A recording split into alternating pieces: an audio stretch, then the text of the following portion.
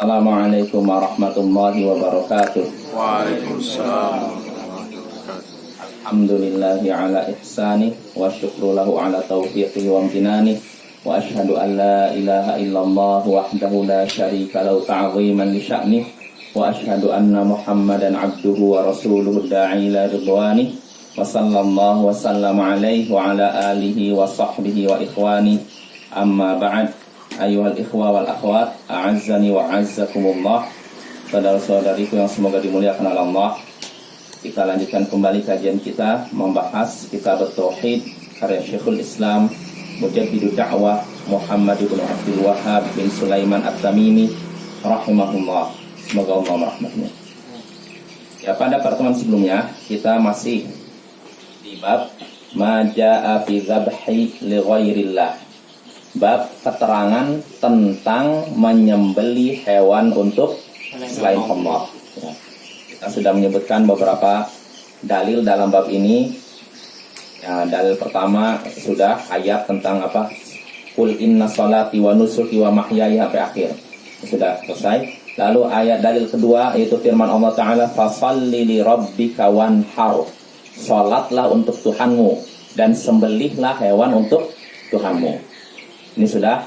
Lalu berikutnya hadis dalil ketiga itu hadis Nabi bahwasanya Nabi SAW melaknat 4 orang atau Ali bin Abi Thalib. Di antara yang dilaknat yaitu la'anallahu man dzabaha li ghairillah. Allah melaknat orang yang menyembelih hewan untuk selain Allah. Orang ini terlaknat. Ya, ini dalil ketiga yang menunjukkan terlarangnya menyembelih hewan untuk selain Allah.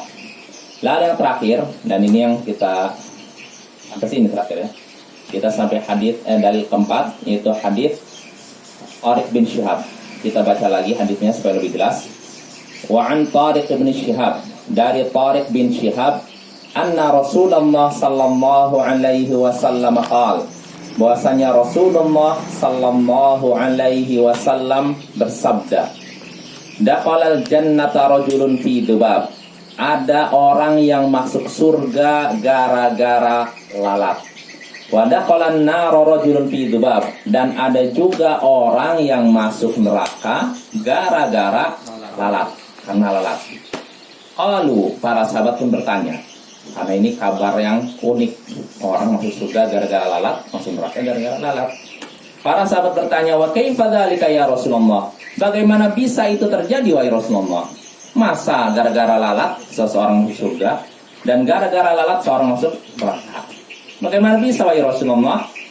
Maka beliau pun bersabda, marra rajulani ala qaumin lahum sanamun.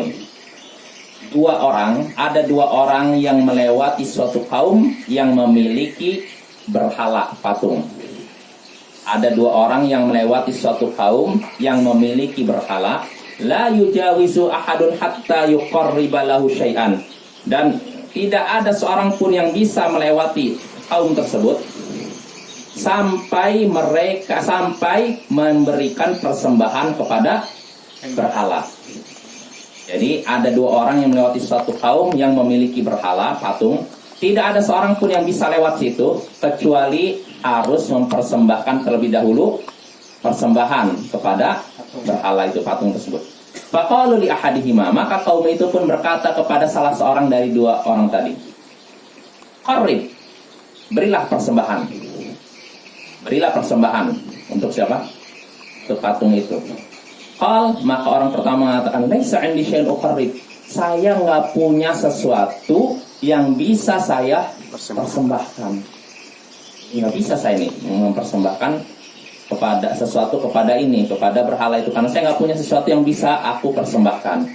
Qalu lahu, waalaikumsalam, maka kaum itu berkata kepada dia, qarrib walau dzubaban, berilah persembahan walaupun berupa lalat, seekor lalat.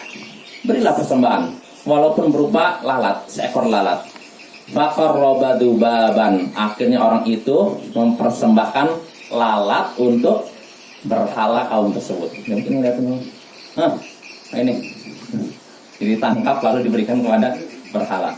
Fakhallu sabilahu, maka akhirnya kaum tersebut mempersilahkan orang itu lewat. fadakhalan nar. Akhirnya orang itu masuk neraka. Wa qalu lil akhar, lalu mereka berkata kepada yang satunya lagi, orang kedua, qarrib, berikanlah persembahan untuk berhala kami. Faqal, maka orang kedua pun berkata, ma kuntu li uqarriba li ahadin syai'an dunallahi azza wajal. Aku tidak mungkin, tidak sudi memberikan persembahan kepada siapapun kecuali kepada Allah. Aku tidak mungkin memberikan persembahan kepada seorang pun kecuali kepada Allah. Gak mau aku memberikan persembahan kepada berhala itu. Fadarabu unuqahu, akhirnya mereka pun menebas lehernya. Fadakhalal jannah, akhirnya orang itu masuk surga. Ya, rawahu Ahmad. Hadis ini riwayat Imam Ahmad. Ya, jelas Bapak-bapak hadisnya sudah kita bahas ya. Nah, kita langsung masuk saja. Ya, di sini kesimpulan dari hadis ini bahwasanya mempersembahkan sesuatu kepada selain Allah ini merupakan perbuatan yang diharamkan dan bisa menyebabkan pelakunya masuk neraka. Contohnya orang ini.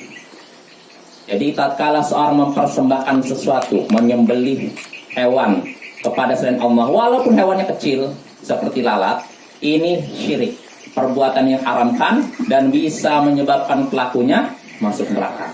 Maka jangan meremehkan sedikit pun syirik, Bapak. Karena gara-gara lalat seorang bisa masuk neraka. Ya, ini hadis riwayat Ahmad dalam kitab Az-Zuhud, bukan dalam kitab Musnadnya. Karena Imam Ahmad itu memiliki beberapa kitab hadis, Musnad Ahmad, kitab Az-Zuhud, apa? Masail bukan, masail ini. Tanya jawab. Oh. Tanya jawab itu fatwa. Enggak, ini masih kitab hadis ya. Fadailus sahabah, keutamaan sahabat. Ya, tapi kalau disebutkan rawahu Ahmad, riwayat Ahmad, maksudnya Musnad Ahmad. Nah, cuma yang jadi masalah, Syekh Muhammad bin Abdul Wahhab di sini menyebutkan riwayat Ahmad, ternyata bukan dalam kitab Musnad Ahmad, tapi dalam kitab Az-Zuhud. Nah, ini yang jadi masalah. Nanti akan kita bahas tentang status hadis. Atau ini, setelah saya perhatikan penjelasan para ulama, hadis ini bisa dibilang bermasalah atau lemah. Ya, dengan alasan apa? Pertama, masalahnya yang paling pertama yaitu Tariq bin Syihab.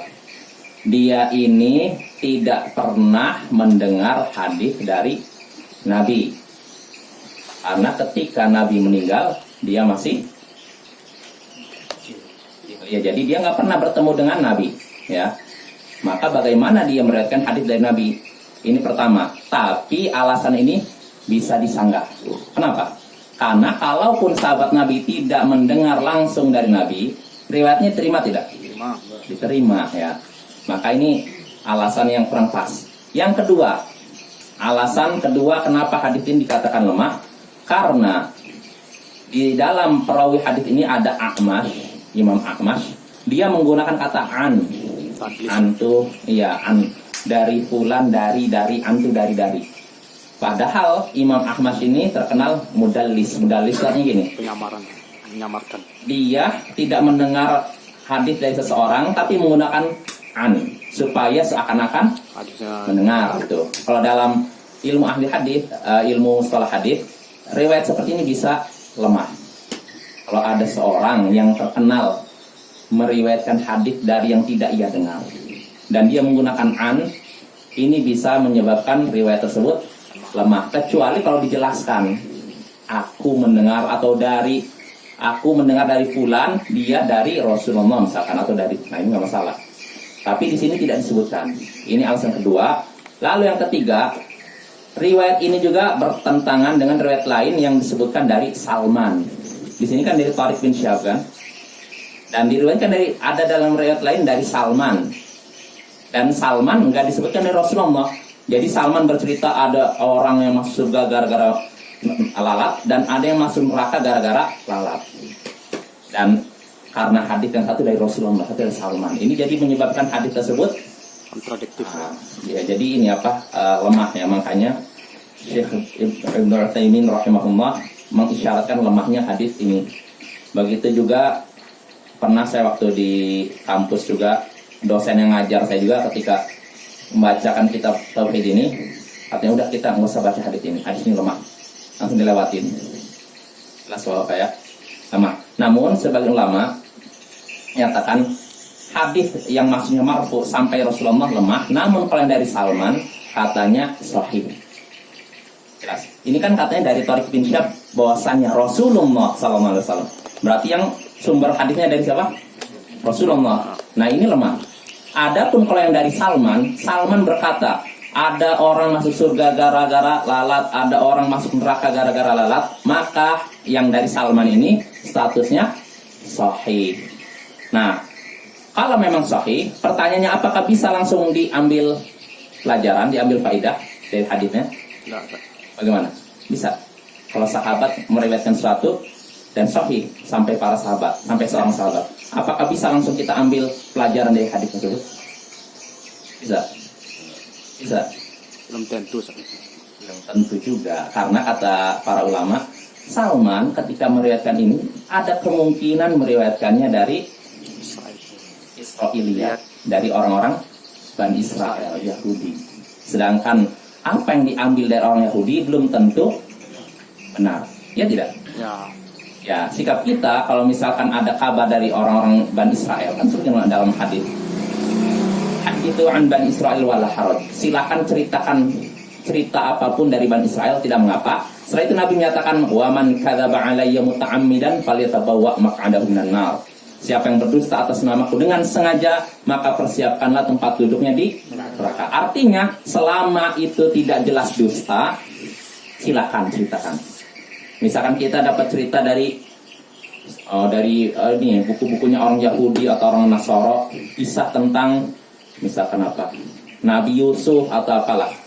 Kita nyaksikan kisahnya tidak bertentangan dengan Al-Quran, dan tidak ada ayat Al-Quran yang membenarkan kisah tersebut.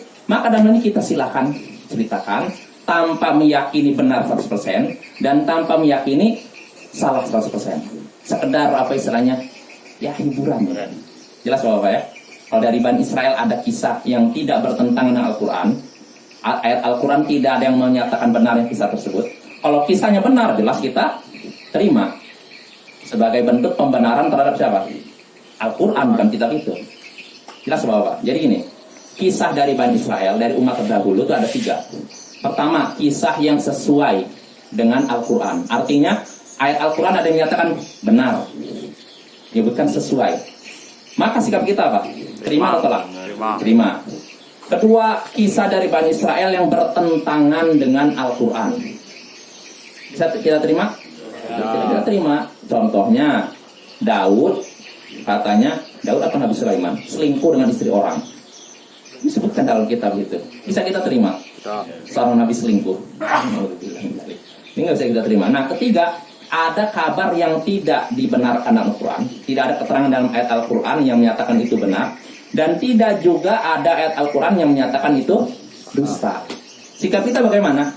Ya silahkan kita ceritakan tanpa meyakini itu benar 100% dan tanpa meyakini itu dusta 100%. Ya anggap sebagai apa? Hiburan aja gitu. Jelas Bapak ya? Nah, sekarang kita kembali ini kepada hadis ini. Salman menceritakan tentang ada orang masuk surga gara-gara lalat dan ada yang masuk neraka gara-gara lalat. Nah, kisah ini ada kemungkinan dari Bani Israel. Maka sikap kita bagaimana? Kira-kira kisah dari Bani Israel ini bertentangan tidak dengan Al-Quran? Tidak kan? Terus kalau sesuai, juga tidak ada ayat yang demikian kan? Maka sikap kita ya sampaikan tanpa perlu membenarkan 100% atau mendustakan 100%. Jelas Bapak ya? Ini Israiliyat. Kalau Israiliyat sikap kita begitu. Kalau memang tidak ada ayat yang menyatakan itu benar, maka kalau tidak ada juga ayat yang menyatakan itu salah, maka sikap kita silakan ceritakan tanpa meyakini itu benar 100% dan tanpa meyakini itu salah 100%. Yaitu terkait riwayat hadis ini. Jadi kesimpulannya, kalau dari Nabi SAW riwayat hadis dari Nabi secara marfu sampai Rasulullah itu lemah. Adapun kalau sampai sahabat Nabi Salman itu benar. Ya. Namun ketika dikatakan benar, apakah pasti itu 100% terjadi? Wallahu a'lam. Karena ada kemungkinan Salman meriwayatkannya dari Bani Israel. Ya. Jelas Bapak-bapak? Ya, agak rumit ya. Bapak ini kan masalah hadis. Ya, kita masuk saja ke masail. Masalah yang bisa kita ambil dari bab ini. Bab keterangan tentang menyembelih untuk selain Allah. Al-ula, masalah pertama. Tafsiru inna salati wa nusuki. Masalah pertama dalam bab ini yaitu tafsir firman Allah Ta'ala, sesungguhnya salatku dan sembelihanku dan hidupku dan matiku untuk Allah. Ini menunjukkan penyembelihan binatang hanya boleh untuk Allah, tidak boleh untuk selain Allah. Ini tafsir surat tadi ya, surat Al-An'am 162. At-tsaniyatu, masalah kedua, tafsir fasalli li rabbika wanhar.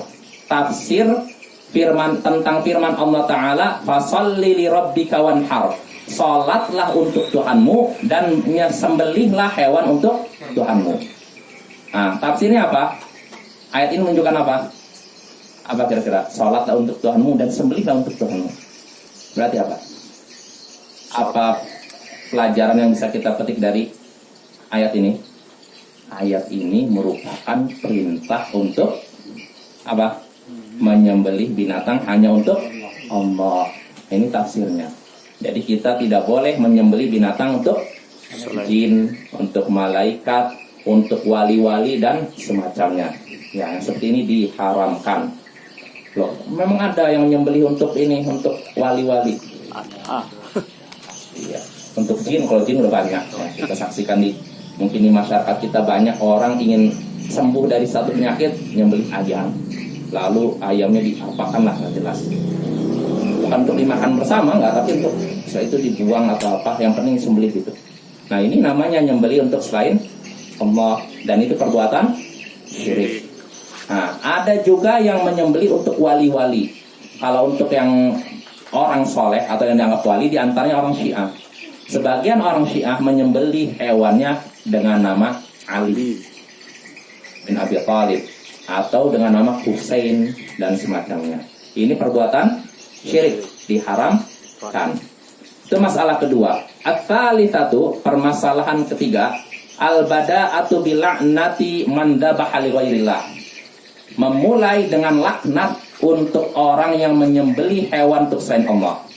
Artinya masalah ini bisa diambil dari hadis Ali bin Abi Thalib, bahwasanya Rasulullah SAW bersabda. Jadi kata Ali bin Abi Thalib, Rasulullah mengabarkan kepadaku tentang 4 kalimat. Rasulullah menyampaikan kepadaku 4 kalimat. Apa itu? Rasulullah sallallahu alaihi wasallam menyebutkan yang pertama, la'anallahu man dhabaha li ghairillah. Allah melaknat orang yang menyembelih hewan untuk selain Allah. Nah, dimulai dengan laknat untuk orang yang menyembelih hewan untuk selain Allah. Baru setelah itu Allah melaknat orang yang melaknat kedua orang tuanya. Setelah itu Allah melaknat orang yang melindungi pelaku kejahatan, pelaku bid'ah dan kejahatan. Terakhir Allah melaknat orang yang mengubah batas-batas tanah. Pertanyaannya, kenapa dimulai dengan melaknat orang yang menyembelih hewan selain Allah? Kenapa yang dimulai ini? Kenapa tidak dimulai dengan Allah melaknat orang yang mengubah batas tanah? Kenapa? Dosanya yang paling besar. Karena menyembelih hewan selain Allah ini perbuatan syirik, dosa paling besar. Adapun yang setelahnya dosa besar juga. Melaknat orang tua ini dosa besar atau dosa kecil? Besar, tapi di bawah dosa menyembelih hewan untuk selain Allah. Begitu juga melindungi pelaku maksiat, pelaku bid'ah, pelaku kejahatan. Dosa besar atau dosa kecil? Besar, tapi dosanya di bawah dosa menyembelih hewan untuk selain Allah. Lalu mengubah batas tanah. Ini batas tanah saya. Ini tetangga, saya ubah dulu gini. Dosa besar atau dosa kecil? Dosa besar, tapi dosanya di bawah dosa menyembelih hewan untuk selain Allah. Nah, inilah. Ini menunjukkan bahayanya apa? Syirik ya. Nabi mulai dengan itu. Itu masalah. Wa minhu antal ana walidar rajuli fayal ana walidaik. Masalah yang keempat, laknat terhadap orang yang melaknat kedua orang tuanya. Dikatakan laknat artinya apa, Bapak? Jauh dari rahmat Allah. Menjauhkan dari rahmat Allah.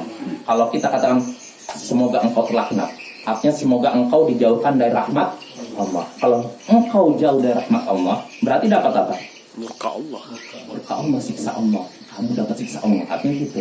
Semoga Allah melaknatmu, artinya semoga Allah menyiksamu. Nah, yang seperti ini dosa besar.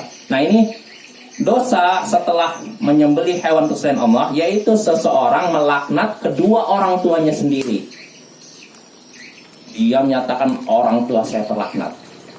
Ini dosa besar. Namun yang dimaksud di sini, di antara salah satu bentuk perbuatan melaknat kedua orang tua, yaitu engkau melaknat orang tua orang lain, engkau melaknat ayah orang lain, lalu orang lain itu melaknat kedua orang tuamu. Nah, ini termasuk orang yang melaknat kedua orang tuanya. Jadi seorang dianggap melaknat kedua orang tuanya ketika dia mencela ayah orang lain, lalu orang lain itu apa? Marah, kemudian mencela kedua orang tua kita. Nah, ketika kita seperti itu, berarti kita sudah melaknat kedua orang tua kita. Padahal kita asal nggak tujuannya untuk orang lain, cuman gara-gara perbuatan kita, akhirnya orang tua kita dicela, dilaknat, dicaci maki, dicemooh, udah. Kita sudah dianggap melaknat orang tua kita sendiri. Nah, itu permasalahan keempat. Al-khamisatu, permasalahan kelima, la'nu man awa muhdithan wa huwa rajulu yuhdithu syai'an yajibu fihi haqqun lillah fayaltaji ila man yujiruhu min dzalik. Yaitu laknat terhadap orang yang melindungi muhdith, pelaku kejahatan, istilahnya gitu, pelaku kemaksiatan. Allah melaknat orang yang melindungi muhdith, pelaku kejahatan. Maksudnya apa? Wa huwa rajulu yuhdithu syai'an yajibu fihi haqqun lillah. Yaitu orang yang melakukan suatu perbuatan yang melanggar hak Allah. Lalu setelah itu dia sembunyi kepada orang yang melindunginya. Maka orang yang melindungi inilah yang terlaknat. Jelas Bapak ya. Jadi seorang misalkan pencuri, kita tahu ada orang mencuri, dia berlindung ke kita. Harusnya dia ditangkap polisi tapi kita lindungi. Berarti kita terlaknat. Ini pencuri, jadi maksiat. Dan muhdith juga bisa diartikan kata para ulama, yaitu pelaku bid'ah. Jadi kalau misalkan di suatu masyarakat, misalkan pemerintahnya, penguasanya ngerti sunnah, ngerti tauhid, ada seorang anggota masyarakat yang melakukan bid'ah. Ini kan pelanggaran tidak? Pelanggaran dalam syariat tidak? Pelanggaran. Dosa kecil atau dosa besar? Besar. Oh Pak ya, bid'ah itu bukan dosa kecil, dosa besar. Nah, tiba-tiba orang melakukan bid'ah ini, karena tahu penguasa bakal nangkap dia, dia datang ke saya. Lalu saya udah lakukan. Nggak usah khawatir, kamu saya lindungi. Nah, ketika saya melindungi dia, berarti saya terlaknat. Maka jangan kita melindungi pelaku kejahatan, pelaku maksiat dan semacamnya. Kalau memang dia sudah melanggar dan berhak mendapatkan hukum atau mendapatkan sanksi hukuman, maka kita tidak boleh melindunginya. Jelas Bapak-bapak? Ya, kita lanjut lagi. As-sadisatu la'nu man ghayyara manarul ardh wa hiyal marasimul lati tufarriqu baina haqqika minal ardi wa haqqi jarika fataghiruha bitaqdimin aw ta'khirin. Laknat terhadap orang yang mengubah batas-batas tanah. Batas tanah yaitu tanda-tanda yang membedakan antara milikmu, tanah milikmu dengan tanah milik tetanggamu. Ya misalkan ini saya. Ini saya, ini tanah tetangga. Ini udah ada batas tanahnya, maka saya ubah, digeser ke sini supaya lebih luas. Nah, yang sahabat ini terlaknat, ya. Fatughayiruha bitaqdimin aw ta'khir. Kamu mengubahnya dengan cara dimajukan atau dimundurkan. Sebenarnya kalau dimundurkan, ya nggak masalah ya. Kita kan ngalah ya. Insya Allah nggak dosa. Yang dosa itu kalau kita ini kan hak orang lain kita robot. Nah, ini yang seperti ini. Bahayanya besar, dosanya sangat besar. Apa hadisnya gimana? Man iqtata aradan shibran. Dia man akhadha Ya zulmin, apa lafal hadisnya, siapa yang mengambil tanah milik orang lain secara zalim, siapa yang mengambil tanah sejengkal tanah, sejengkal segini kan, siapa yang mengambil sejengkal tanah orang lain secara zalim, maka tuwiqahu min sab'i aradin, maka 7 lapis tanah ke bawah akan dikalungkan kepada dia di hari kiamat. Sejengkal tanah Bapak, segini kan, segini nih, kalau diambil segini saja nih, maka 7 lapis ke bawah itu nanti dikalungkan di hari kiamat.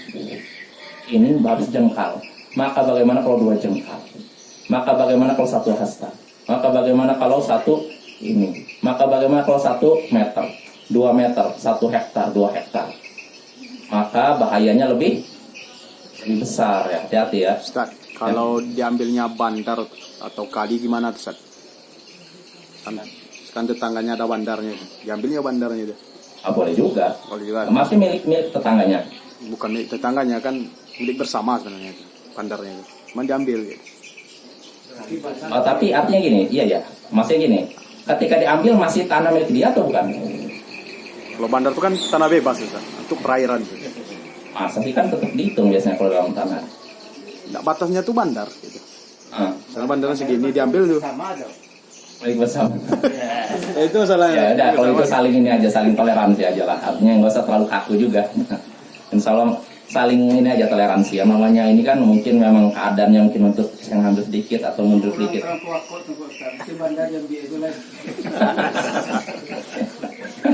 Ada Ustaz. Ada Iya. kejadian Ustaz. Ya artinya pokoknya inilah saling toleransi aja. Mungkin kalau memang ya udah, kita lanjut. As-sabi'atu, permasalahan ketujuh. Al-farqu baina la'nil mu'ayyani wa la'ni ahlil ma'siyati ala sabilil umum. Perbedaan antara melaknat orang tertentu dengan melaknat pelaku maksiat secara umum. Nah, ini penting Bapak nih. Harus sering kita ulang nih. Di sini dalam hadis ini terdapat perbedaan antara melaknat orang tertentu dengan melaknat pelaku maksiat secara umum. Artinya, kalau kita melaknat orang tertentu, ini ada seseorang, saya tunjuk, semoga Allah melaknatmu, dengan menyatakan misalkan, contohnya gini, saya beri gambaran gini bahwa saya nyaksikan ada seorang pencuri jelas melihat, saya melihat dia mencuri depan mata saya, lalu saya pegang, semoga Allah melaknatmu. Ini namanya melaknat orang tertentu. Sedangkan yang kedua, melaknat pencuri pelaku maksiat secara umum. Saya katakan, semoga Allah melaknat para pencuri. Jelas ya. Kalau yang pertama ada orang, semoga Allah melaknatmu. Dia mencuri nih. Sedangkan kedua menyatakan, semoga Allah melaknat para pencuri. Nah, yang pertama ini dilarang. Yang kedua diperbolehkan. Yang kedua itu kan semoga Allah melaknat para pencuri. Ini kan umum kan? Ini boleh. Adapun kita menyaksikan seorang pencuri lalu katakan semoga Allah melaknatmu, ini nggak boleh. Kenapa? Ini sering saya ulang nih. Kenapa kira-kira? Dia bertobat kan. Karena bisa jadi Allah mengampuni dia, ya kan? Kalau dia bertobat, Allah mengampuni dia. Maka kita, karena kalau kita katakan semoga engkau terlaknat, semoga Allah melaknatmu, artinya Allah menyiksamu. Apakah yakin Allah menyiksa dia? Nggak boleh kita kan? Nah makanya kita nggak boleh melaknat seorang dengan tunjuk hidung. Adapun melaknat secara umum boleh. Ini bukan cuma pelaku maksiat, orang kafir pun begitu. Kita melaknat misalkan jual terbus. Nah ini kan orang yang paling bertanggung jawab atas darah kaum muslimin di Irak dan Afghanistan. Kan? Ini kan dosa besar tidak? Besar. Nah bolehkah saya menyatakan semoga Allah melaknat George Bush? Tidak. Atau George Bush laknatullah alaih, laknat Allah timah alaih. Tidak boleh, karena dia masih hidup. Sudah mati. Ya, ada kemungkinan dia bertobat sehingga akhirnya diampuni Allah. Adapun kalau orang kafirnya sudah mati Fir'aun. dan jelas dia dinyatakan mati dalam keadaan kafir, maka kita boleh menyatakan dia terlaknat. Contohnya siapa? Fir'aun. Makanya kalau disebutkan Fir'aun bisa laknatullah alaih, semoga laknat Allah tertimpa kepadanya. Ini boleh tidak?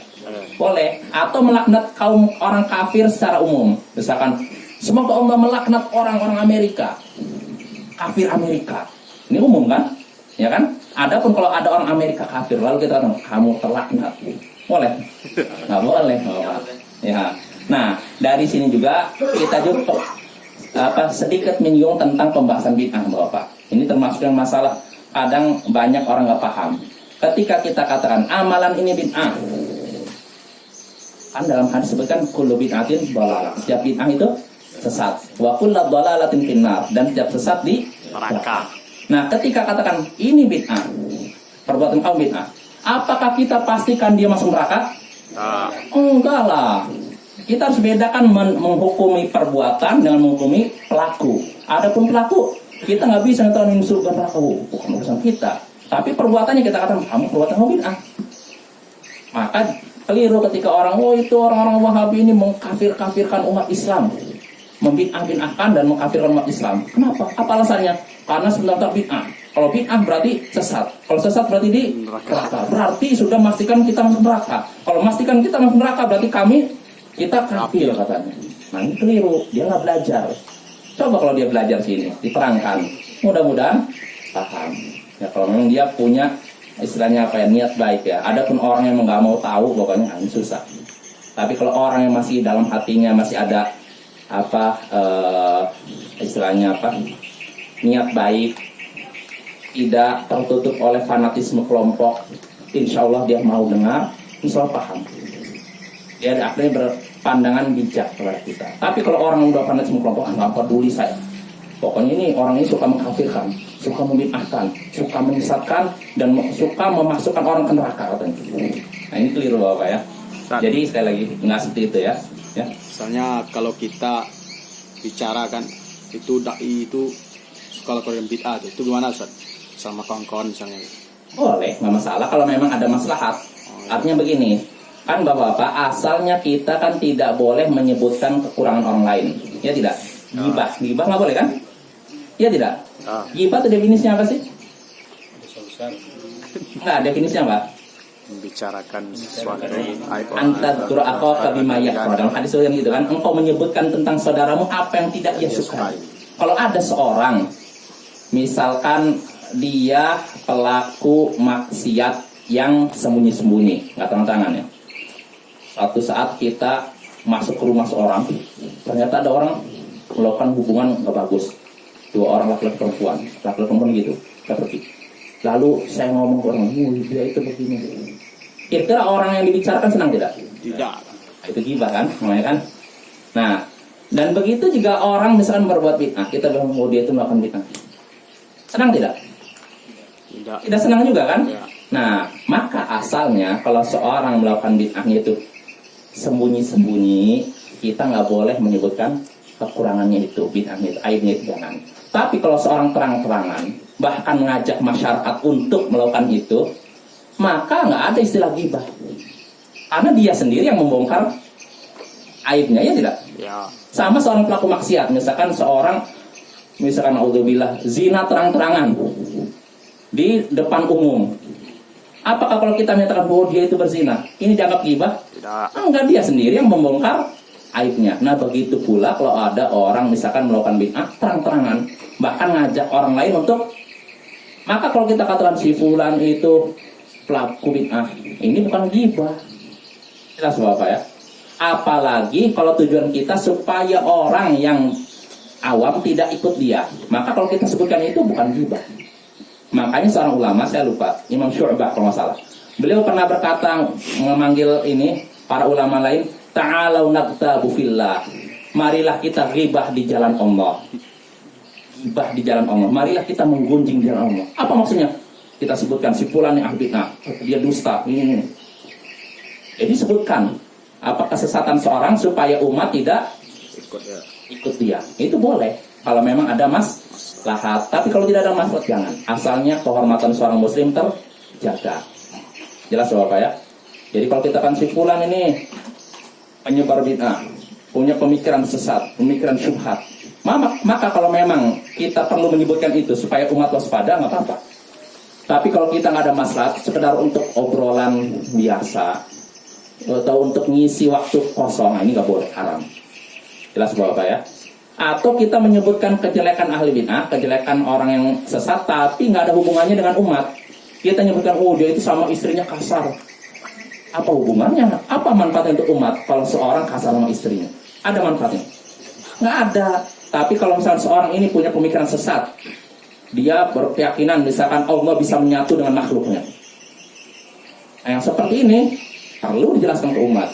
Tapi kalau si fulan tidak sesat misalkan, sama istrinya kasar, sering mukul, apa masalahnya kita sampaikan ke umat? Ada masalahnya? Nggak ada Bapak ya. Jadi bedakan antara masalah yang ada masalahnya untuk umat, perlu diketahui umat, dan masalah yang tidak perlu diketahui umat. Yang perlu diketahui umat, kalau kita sampaikan, ini tidak dianggap hibah. Jelas Bapak? Ya ini sekali lagi permasalahan ini perlu kita sering ulang-ulang ya. Jadi ketika kita katakan amalan ini salah, bid'ah, kita tidak memastikan pelakunya di neraka. Kita katakan perbuatannya, adapun pelakunya nanti dulu. Nggak bisa kita katakan dia penghuni neraka, karena urusan surga neraka bukan urusan kita ya. Maka Bapak kalau ada orang seperti itu jelaskan. Kalau memang orang ini di dalam hatinya masih ada kebaikan, jelaskan. Ketika saya katakan ini bid'ah, bukan berarti saya pastikan kamu masuk neraka. Urusan surga neraka bukan urusan saya, urusan Allah. Tapi saya katakan perbuatan kamu salah, perbuatan kamu bid'ah.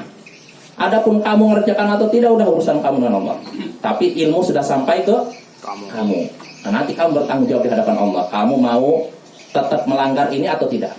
Nah ini harusnya yang kita sampaikan pada orang-orang yang sering nyinyir istilahnya kita. Sering sinis sama kita. Nah itu masalah ke-7 ya. Jadi sekali lagi boleh melaknat pelaku maksiat orang kafir secara umum. Ada melaknat dengan tunjuk hidung, ini dilarang dan diharamkan. Kita besoknya. Udah habis waktunya. Sudah Bapak ya, udah 19.3 kan 19.20 ya misalnya. Subhanallah. Sudah la ilaha illa anta. Apa hukumnya mengkonsumsi hewan yang disembelih oleh orang muslim yang mengamalkan praktek kemusyrikan? Praktek kemusyrikan, contohnya musyrikan seperti apa dulu? Syirik besar atau syirik kecil? Kemusyrikan dalam hal ruqyah, ada praktek kemusyrikan yang dia lakukan, lalu contohnya gimana? Kemusyrikan dalam ruqyah gimana? Contohnya nyembelih untuk ini, jadi dia ketika ini katanya nyembelih apa, ayam gitu maksudnya.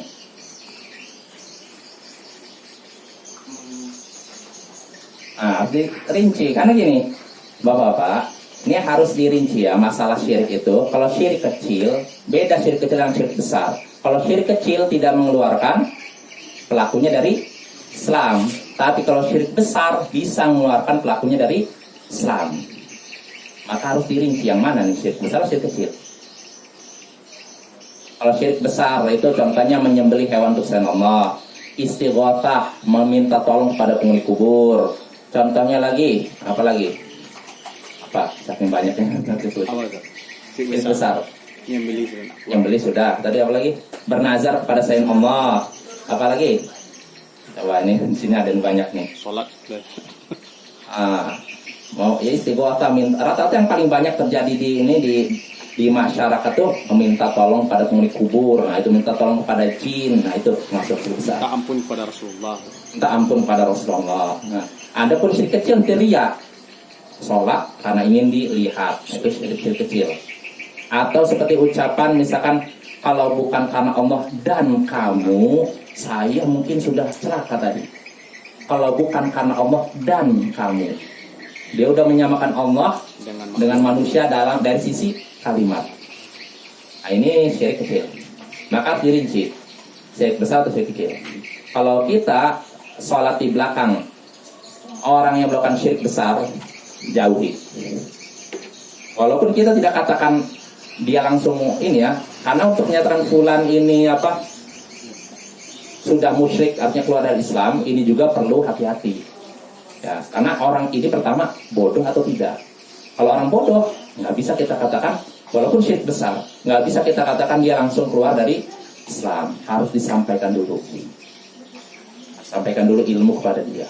Kalau ada orang mengatakan bahwa kayak gini, orang-orang yang tidak melakukan seperti kami, dia harus syahadat lagi itu. Harus syahadat lagi. yang bid'ah seperti kami. Oh, itu berarti udah mengkafirkan kita. Ya kan itu. Ah, ah. Ada juga perkataan kan, Wahabi ini teman lamanya Fir'aun. Ada juga itu. Ya itu secara ini tersurat atau tersirat istilahnya, seakan-akan mengkafirkan kita. Ya itu nggak boleh itu. Tapi artinya gini Bapak, kalau ada orang yang mengkafirkan kita, belum tentu orang tersebut kafir. Silakan mereka mengkafirkan kita, tapi kita tidak mengkafirkan mereka. Ini kaidahnya penting ya. Jadi nggak mesti kalau ada orang mengkafirkan kita berarti mereka kafir, enggak. Itu kaidahnya orang Khawarij. Nah, kita nggak seperti itu. Jadi kita tengok dulu mereka mengkafirkan karena apa, alasannya apa. Kalau alasannya bisa terima, ya kita tobat. Tapi kalau tidak terima, ya mereka salah, tapi tidak keluar dari Islam. Makanya pendapat yang benar tentang kaum Khawarij, mereka tidak kafir. Kaum Khawarij ini suka mengkafirkan. Selain kelompok mereka kafir, ketika mereka keluar dari barisan Ali, khuruj itu keluar maksudnya, keluar dari barisan Ali. Mereka mengkafirkan Ali bin Abi Thalib dan kaum muslimin yang seide dengan Ali bin Abi Thalib. Kafir semuanya, halal darahnya. Nah, apa sikap Ali? Ali ditanya, apakah orang Khawarij itu kafir? Artinya mereka sudah mengkafirkan kamu nih, wahai Ali. Apakah mereka kafir? Kata Ali bin Abi Thalib apa? Bal farru minal kufr. Justru mereka lari dari kekafiran. Artinya mereka masih muslim, tapi muslim yang sudah menyimpang, sangat menyimpang. Nah, begitu pula kalau ada orang yang mengkafirkan, istilahnya orang-orang Wahabi ini kafir apa ya? Kita jangan mengkafirkan mereka. Ya. Silakan aja mereka mengkafirkan. Kalau kita nggak akan mengkafirkan mereka sampai jelas penyimpangan mereka seperti apa, kesesatan mereka seperti apa, kemusyrikan mereka lakukan seperti apa. Jelas Bapak ya? As. Pak Ustaz, Ya. di dalam masjid itu ada panduk tentang masalah nama Nabi Muhammad Saw. Itu bacaannya Saw itu Pak Ustaz. Di luar-luarnya ada juga sini kan. Tapi kalau orang nggak tahu, misalnya bacaan Saw itu kan menghinakan Nabi kita itu. Dibaca sama orang yang non Islam kan, apa yang Saw ini? Kepanjangan Saw-nya apa? Ini kan kalau orang nggak tahu dalam itu Sallallahu Alaihi Wasallam kan, tapi bacanya Saw. Ya, Iya. bacanya Saw. Iya. Nabi aja bilangnya gitu kan, nggak lulu saja Nabi Muhammad Sallallahu Alaihi Wasallam bikin itu kan, ini Saw. Apa artinya Saw? Ya itu mungkin singkatan Pak. Mungkin maksudnya Sallallahu Alaihi Wasallam. Cuma memang yang afdol, pendapat yang kuat, menyingkat nama Nabi boleh, tapi kurang Betul. beradab lah ibaratnya gitu. Yang lebih baik itu Kalau sempurna. ada titik-titiknya bisa juga, tapi ini langsung aja Saw Saw. gitu kan. Iya. Kalau ada tanda-tanya SA, datang titik lah, W-nya kan ada tanda-tanda gitu kan. Ini enggak langsung Saw aja. Nah, bacanya Saw gitu kan.